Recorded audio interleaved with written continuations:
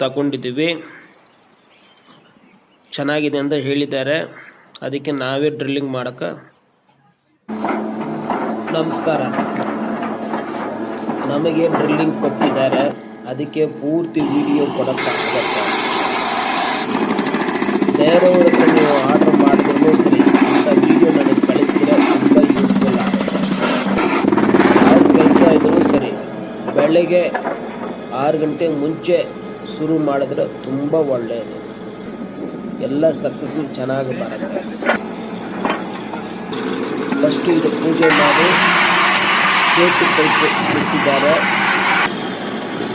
Drill ಮಾಡಿಬಿಟ್ಟು ಒಂದೇ ಒಂದು ಲೆಂತು PVC ಪೈಪು ಬಿಟ್ಟಿದ್ದಾರೆ. ಬಿಟ್ಟು ರಿಮೂವ್ ಮಾಡ್ತಾರೆ, ಕ್ಲೇ ಬಿಟ್ಟು ಹಾಕ್ತಾರೆ.